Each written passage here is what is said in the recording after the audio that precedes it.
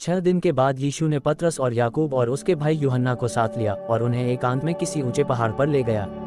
और उनके सामने उसका रूपांतर हुआ और उसका मुंह सूर्य की नाई चमका और उसका वस्त्र ज्योति की नाई उजला हो गया। और देखो, मूसा और एलिय्याह उसके साथ बातें करते हुए उन्हें दिखाई दिए। इस पर पतरस ने यीशु से कहा, हे प्रभु, हमारा यहाँ रहना अच्छा है। इच्छा हो तो यहाँ 3 मंडप बनाऊं, एक तेरे लिए, एक मूसा के लिए और एक एलिय्याह के लिए। वह बोल ही रहा था कि देखो, एक उजले बादल ने उन्हें छा लिया और देखो, उस बादल में से यह शब्द निकला कि यह मेरा प्रिय पुत्र है जिससे मैं प्रसन्न हूँ, इसकी सुनो। चेले ये सुनकर मुंह के बल गिर गए और अत्यंत डर गए।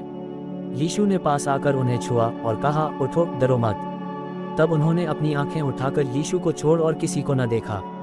जब वे पहाड़ से उतर रहे थे तब यीशु ने उन्हें यह आज्ञा दी कि जब तक मनुष्य का पुत्र मरे हुओं में से न जी उठे तब तक जो कुछ तुमने देखा है किसी से न कहना। और उसके चेलों ने उससे पूछा, फिर शास्त्री क्यों कहते हैं कि एलिय्याह का पहले आना अवश्य है? उसने उत्तर दिया कि एलिय्याह तो आएगा और सब कुछ सुधारेगा। परंतु मैं तुमसे कहता हूँ कि एलिय्याह आ चुका और उन्होंने उसे नहीं पहचाना, परंतु जैसा चाहा वैसा ही उसके साथ किया, इसी रीति से मनुष्य का पुत्र भी उनके हाथ से दुख उठाएगा। तब चेलों ने समझा कि उसने हमसे यूहन्ना बपतिस्मा देने वाले के विषय में कहा है।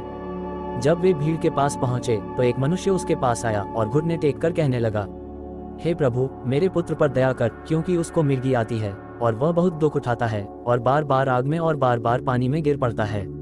और मैं उसको तेरे चेलों के पास लाया था, पर वे उसे अच्छा नहीं कर सके। यीशु ने उत्तर दिया कि हे अविश्वासी और हठीले लोगों, मैं कब तक तुम्हारे साथ रहूंगा? कब तक तुम्हारी सहूंगा? उसे यहाँ मेरे पास लाओ।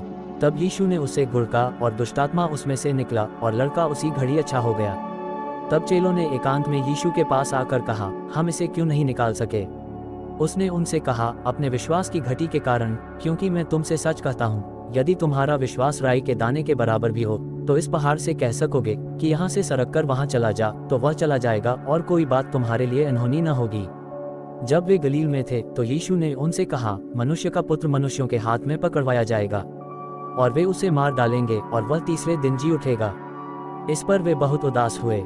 जब वे कफरनहूम में पहुंचे तो मंदिर के लिए कर लेने वालों ने पतरस के पास आकर पूछा कि क्या तुम्हारा गुरु मंदिर का कर नहीं देता? उसने कहा, हाँ, देता तो है।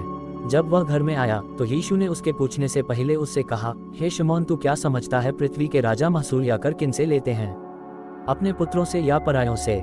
पतरस ने उनसे कहा, परायों से।